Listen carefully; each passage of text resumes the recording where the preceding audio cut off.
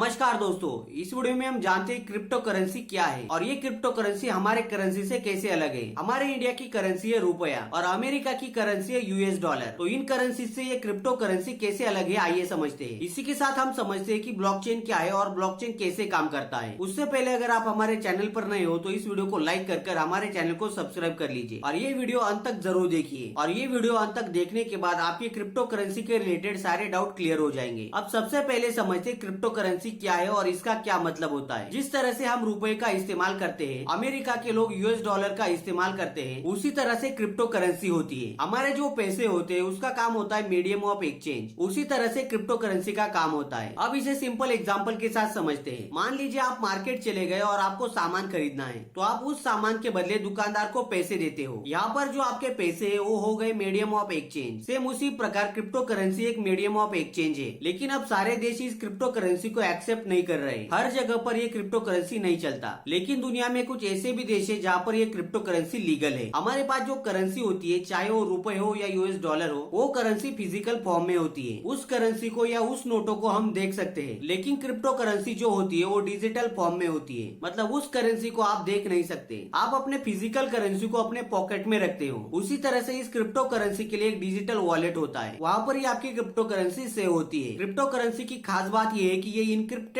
Form में होती है। मतलब क्रिप्टो करेंसी को बनाने में जिस टेक्नोलॉजी का यूज किया जाता है उसे ही इनक्रिप्टेड फॉर्म कहा जाता है। इनक्रिप्टेड फॉर्म में ये डिसाइड किया जाता है कि क्रिप्टो को कैसे बनाना है, उसे कैसे वेरीफाई करना है। मान लीजिए आपके पास जो 500 रुपए की नोट है, इस नोट को reserve bank of India print करती है। लेकिन क्रिप्टो करेंसी के केस में इनक्रिप्शन का यूज किया जाता है क्रिप्टो करेंसी को बनाने में। जब भी कोई नई क्रिप्टो करेंसी बनेगी तो उसे बनाने के लिए इंस्क्रिप्शन टेक्नोलॉजी का यूज किया जाएगा। जैसे कि मार्केट में कई सारे कॉइन्स है, जैसे कि बिटकॉइन, इथेरियम, वो सारे कॉइन इनक्रिप्टेड फॉर्म में होते हैं। मतलब ये कॉइन सिक्योर्ड फॉर्म में होते हैं। इन कॉइन्स को कोई भी क्रैक नहीं कर सकता। और जब भी इसे वेरीफाई करना है तो इंस्क्रिप्शन टेक्नोलॉजी का यूज करके ही इसे वेरीफाई किया जा सकता है। ये है मेन डिफरेंस ट्रेडिशनल करेंसी और क्रिप्टो करेंसी के बीच में। आज की डेट में सबसे बड़ी क्रिप्टो करेंसी है, ये आपको बताने की जरूरत नहीं पड़ेगी, क्योंकि आपको पता होगा कि आज की डेट में जो सबसे बड़ी क्रिप्टो करेंसी है वो है बिटकॉइन। बिटकॉइन एक प्रकार की क्रिप्टो करेंसी है। क्रिप्टो करेंसी के बहुत सारे टाइप्स होते हैं, जैसे कि इथेरियम, बिटकॉइन। लेकिन सबसे बड़ी क्रिप्टो करेंसी की बात करें तो वो है बिटकॉइन, क्योंकि बिटकॉइन का मार्केट कैपिटलाइजेशन सबसे ज्यादा है। उसके बाद दूसरे स्थान पर आता है इथेरियम। जब भी हम हमारे पैसों की लेन देन करते हैं तो हमारे बीच एक थर्ड पार्टी ऑर्गेनाइजेशन होती है। इसे अब हम सिंपल एग्जांपल के साथ समझते हैं। मान लीजिए आपको अपने दोस्त को पैसे ट्रांसफर करने हैं। आप जब भी अपने दोस्त को ऑनलाइन तरीके से पैसे ट्रांसफर करते हो तो आप दोनों के बीच में एक थर्ड पार्टी ऑर्गेनाइजेशन होती है, जिसे कहा जाता है रिजर्व बैंक ऑफ इंडिया यानी आरबीआई। आरबीआई हमारे भारत देश की सेंट्रल बैंक है। यहाँ पर आरबीआई का रोल होता है कि जो भी पैसे आप अपने दोस्त को भेज रहे हो वो पैसे जेन्युइन है या नहीं, इसे वेरीफाई करना। ये जो प्रोसेस होती है इसे ट्रेडिशनल फाइनेंशियल डीलिंग कहा जाता है। लेकिन क्रिप्टो करेंसी के केस में थर्ड पार्टी ऑर्गेनाइजेशन होते हैं private computer. Private computer network के माध्यम से क्रिप्टो करेंसी को अप्रूव किया जा सकता है। क्रिप्टो करेंसी में ट्रांजेक्शन करने के लिए आपको ऑथेंटिकेशन करना होता है। ये ऑथेंटिकेशन करने के बाद private network computer complex cryptographic puzzle को सॉल्व करते हैं। यहाँ पर आपको कंफ्यूजन हुआ होगा, लेकिन टेंशन लेने की बात नहीं है। इसे अब हम आसान शब्दों में समझते हैं। मान लीजिए आपके पास एक बिटकॉइन है और आपको उस बिटकॉइन को अपने फ्रेंड को ट्रांसफर करना है। तो आप जब भी अपने बिटकॉइन को अपने फ्रेंड को ट्रांसफर करोगे तो आपको ट्रांजैक्शन कंप्लीट करने के लिए ऑथेंटिकेशन प्रोसेस पूरी करनी होगी। और फिर आपको प्राइवेट नेटवर्क कंप्यूटर से अप्रूवल मिलने के बाद फिर आपका बिटकॉइन आपके फ्रेंड के पास ट्रांसफर हो जाएगा। मतलब ऑथेंटिकेशन की जो प्रोसेस होती है वो फ्रॉड को रोकने के लिए की जाती है। और इसी प्रकार से क्रिप्टो करेंसी वर्क करता है। अब सवाल यह आता है कि क्रिप्टो करेंसी को ट्रांसफर करने के लिए पजल सॉल्व करने की क्या जरूरत है। पजल सॉल्व करने से हमें क्या फायदा होगा। तो जब भी आप क्रिप्टो करेंसी ट्रांसफर करते हो तब आपको पजल सॉल्व करने को मिलता है। तो उस पजल के बाद आपको रिवॉर्ड दिया जाता है और ये reward in terms of crypto currency के फॉर्मेट में होता है। इसे और आसान शब्दों में समझते हैं। मान लीजिए एक बिटकॉइन है और उस बिटकॉइन को एक जगह से दूसरे जगह पर ट्रांसफर किया जा रहा है। जब भी ट्रांसफर की प्रोसेस होती है तो वहाँ पर पजल सॉल्व करना होता है ताकि वो बिटकॉइन सुरक्षित तरीके से ट्रांसफर हो सके। तब जो पजल सॉल्व हो रहा है तब आपको एक्स्ट्रा बिटकॉइन रिवॉर्ड के फॉर्मेट में दिया जाएगा। और ये जो प्रोसेस होती है इसे माइनिंग या क्रिप्टो माइनिंग कहा जाता है। मतलब सिंपल है, रिवॉर्ड के तौर पर हमें जो भी कॉइन्स मिलते हैं उसे ही माइनिंग या क्रिप्टो माइनिंग कहा जाता है। ये जो सारी प्रोसेस होती है इसके बैकएंड में जो टेक्नोलॉजी होती है उसे ही ब्लॉकचेन कहा जाता है। आई होप आपको समझ में आया होगा क्रिप्टो करेंसी क्या है,